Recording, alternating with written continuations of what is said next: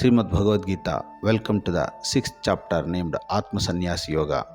This chapter teaches the importance of self-control and discipline. A yogi who regulates the mind, intellect and senses while performing duties selflessly is considered a true yogi. Through meditation, devotion and equanimity, such a yogi ultimately attains the supreme goal, salvation. Lord Sri Krishna says, one who performs his duty without dependence on the fruits of action or karma is a true renunciate and yogi.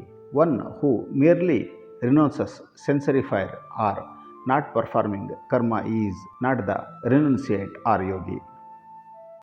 O Arjuna, understand that what is called renunciation is the same as yoga.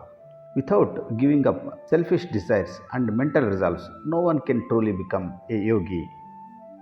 For the sage aspiring to attain yoga, karma or action is the means. But for the one who has already attained yoga, tranquility and control of the mind are the means. When a person is not attached to sensory attractions or to actions and has renounced all desires, then he is said to be established in yoga. One should lift himself by one's own self, never degrade himself. One can be his own friend and he can also become his own enemy. One's mind is the best friend for the one who has conquered his mind. But for one who has failed to conquer his mind, his own mind acts as his greatest enemy. One who is peaceful by conquering his mind sees divine knowledge and realizes supreme soul. He remains balanced in situations like heat and cold, pleasure and pain, honor and dishonor. The man who is satisfied in knowledge and wisdom, who has conquered his senses, and who treats all materials like soil, stone, and gold as same, that man is said to be steadfast yogi. A true yogi treats a friend or foe, a mediator, an enemy, a relative, a kind man, the righteous or the sinful, all these persons equally. Yogi should always sit alone in solitude with controlled mind and senses, free from desire and self interest, constantly engage in meditation. For meditation, yogi has to choose a clean place, prepare a firm seat for himself, neither too high nor too low. Use a mat made of grass, a deer skin, and cloth placed one over the other.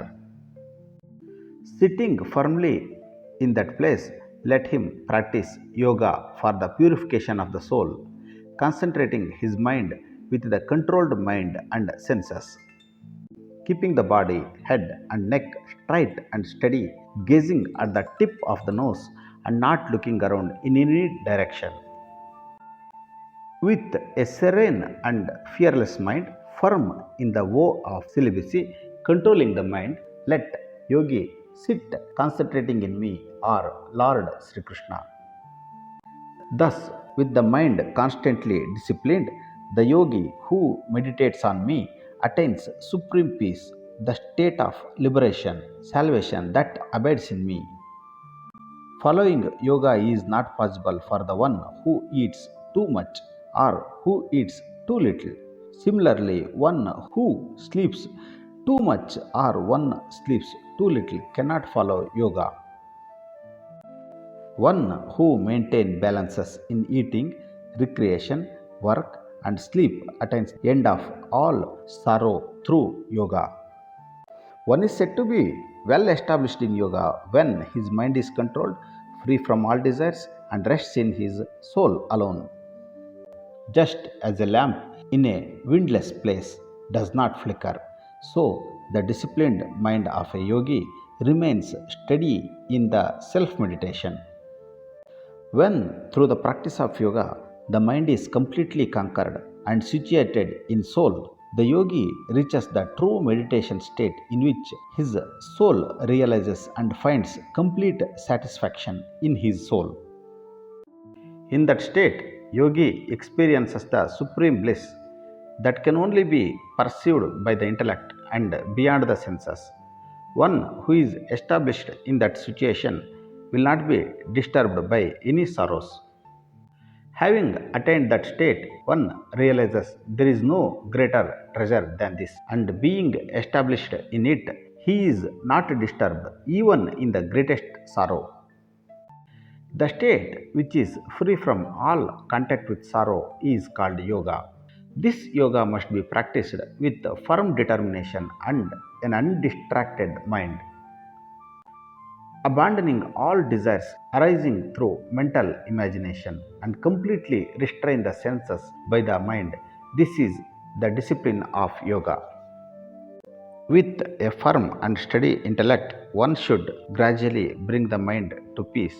Without thinking any other matters, one should fix his mind in his soul. Wherever the volatile and unsteady mind wanders, yogi should bring it back and keep it under the control of the soul.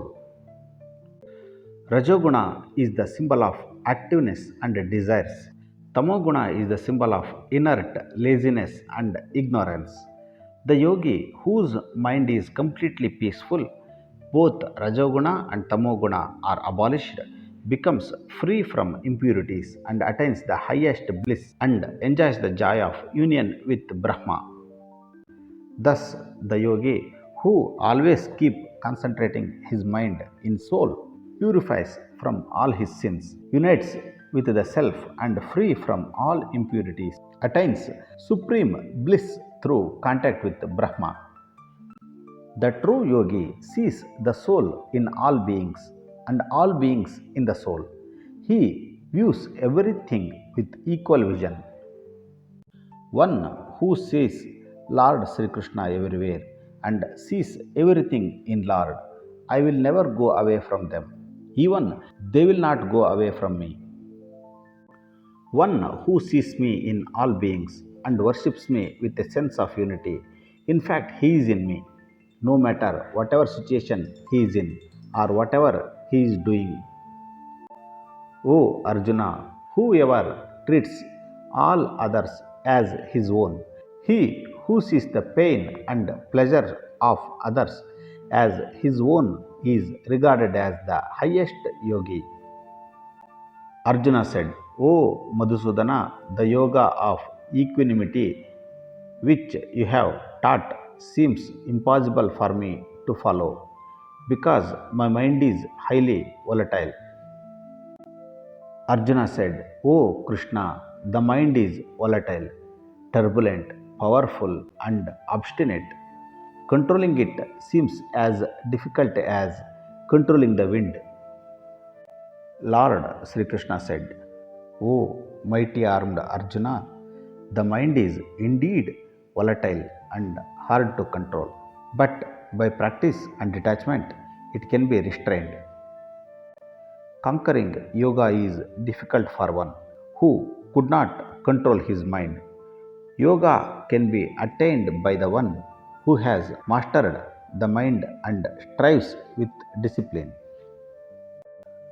Arjuna asked, O Krishna, what happens to the person failing to attain Yoga Siddhi if his mind gets volatile and diverted from the path of yoga, even after practicing yoga with discipline?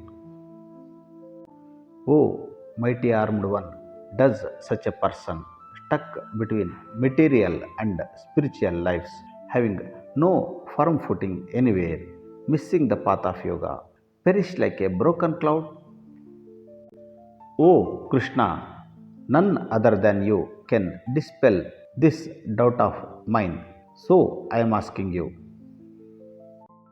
Lord Sri Krishna said, O Arjuna, there is no destruction for such a person, either in this world or the other world. One who performs good deeds never meets a bad end.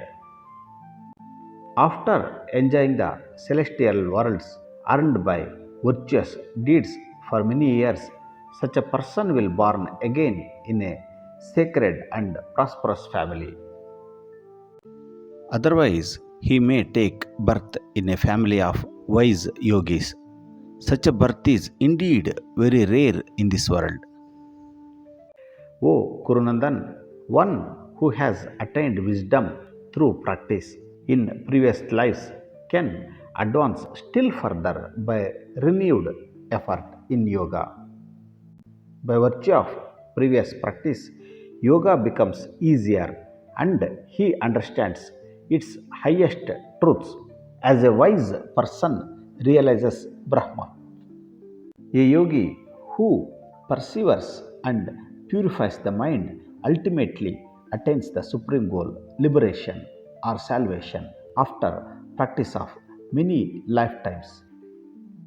A yogi is superior to the ascetics, superior to the intellects, and even better than the performers of action. Therefore, O Arjuna, he who is steadfast in yoga is the true yogi. One who dedicates his inner soul to me and worships me with faith is considered by me to be the highest yogi among all yogis. Om Tat Sat. Thus, in the Upanishads of the Srimad Bhagavad Gita, which is the scripture of Brahma Vidya and the science of yoga, in the form of dialogues between Sri Krishna and Arjuna, the sixth chapter called Atma Sanyasa Yoga completes. Thank you.